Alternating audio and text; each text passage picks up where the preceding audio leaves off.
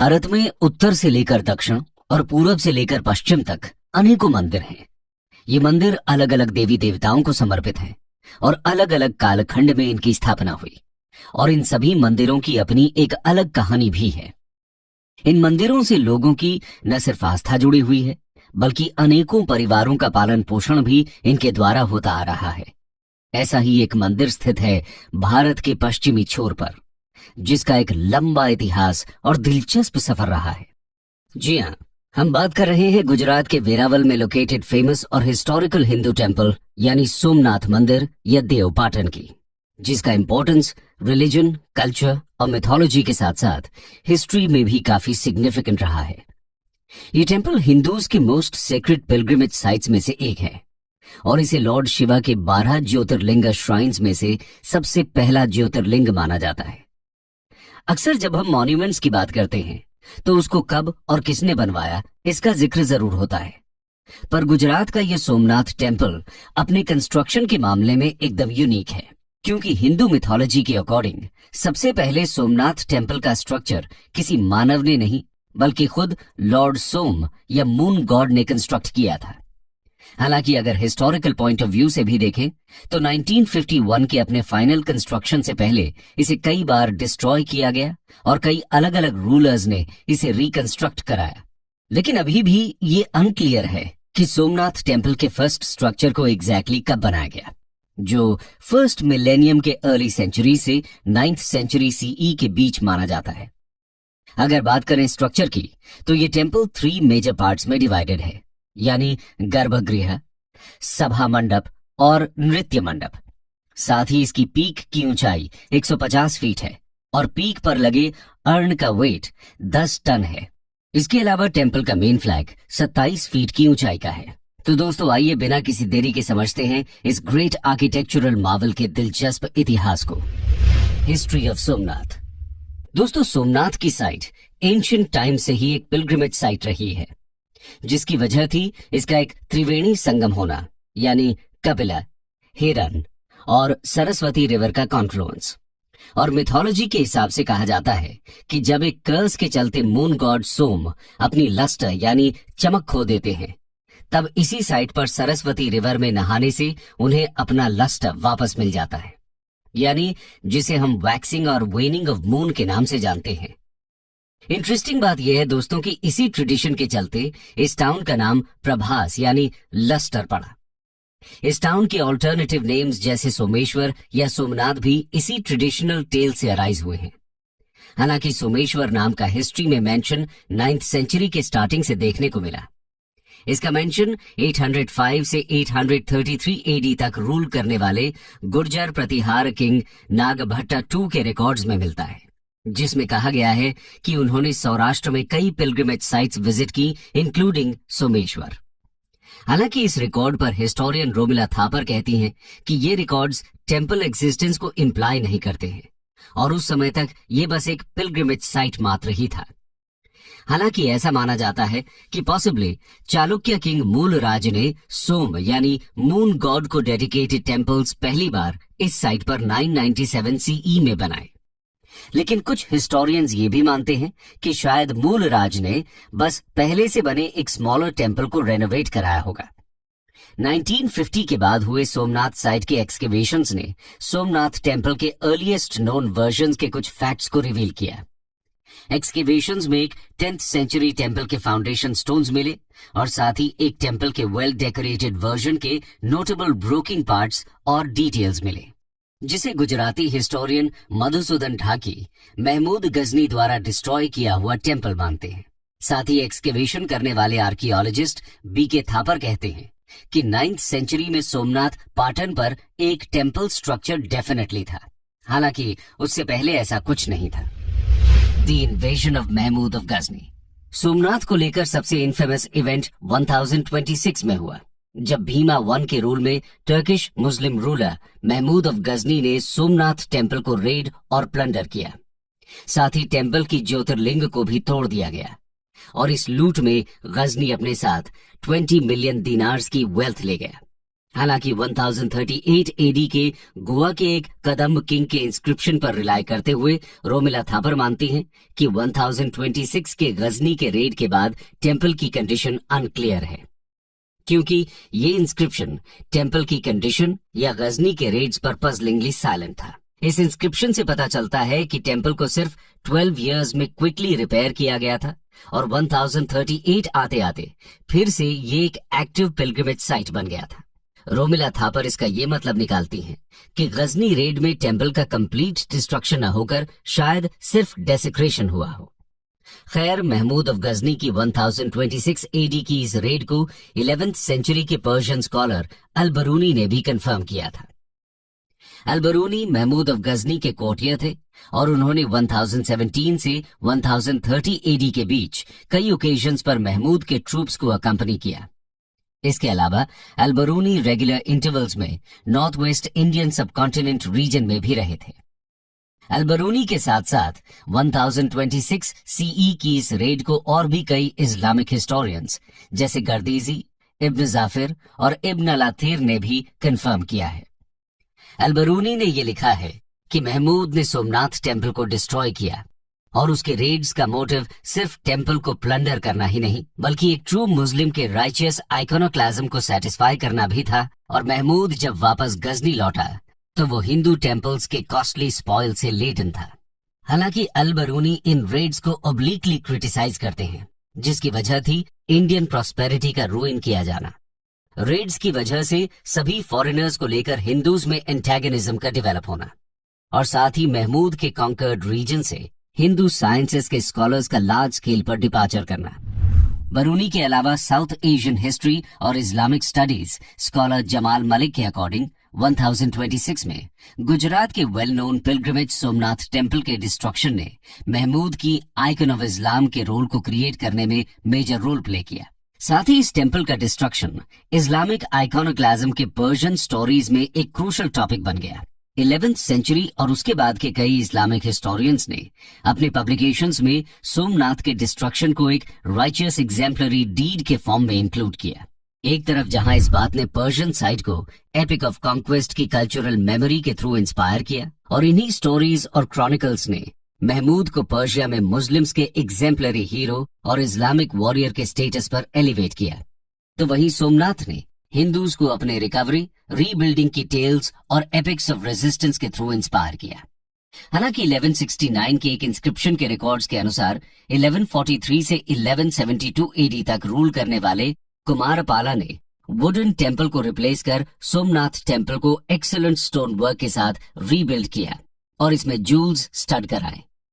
लेकिन 1299 में अलाउद्दीन खिलजी की आर्मी को लीड करते हुए उलुग खान ने गुजरात का इन्वेजन किया और वाघेला किंग कर्ण को हराने के साथ ही सोमनाथ टेम्पल को फिर से प्लंडर किया गया, जिसके बाद 15th सेंचुरी के कान्हाड़े प्रबंध और 17th सेंचुरी की नैणसीरी ख्यात में लिखा मिलता है कि जालौर के चाहमणा राजा रावल कान्हड़ दे ने जालौर के नजदीक दिल्ली आर्मी पर अटैक करके सोमनाथ आइडल को रिकवर किया और हिंदू प्रिजनर्स को रिलीज कराया।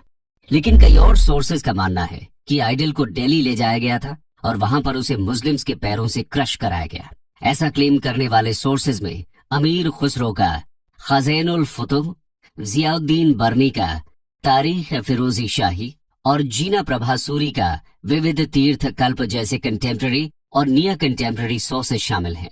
इसीलिए पॉसिबिलिटी ये भी हो सकती है कि सोमनाथ आइडल के कान्हड़ दे द्वारा रेस्क्यू की स्टोरी पोस्ट कंटेम्पररी राइटर्स की एक फैब्रिकेशन हो। हालांकि ये पॉसिबिलिटी भी बताई जाती है कि खिलजी की आर्मी अपने साथ मल्टीपल आइडल्स को दिल्ली ले जा रही थी और शायद कान्हड़ दे की आर्मी ने उसमें से एक को रिट्रीव कर लिया हो। खैर, इसके बाद 1308 में सौराष्ट्र के चोड़ासमा किंग महिपाल I ने टेम्पल को रीबिल्ड कराया और 1331 से 1351 के बीच उनके बेटे खेंगरा ने यहाँ लिंगम को स्थापित कराया।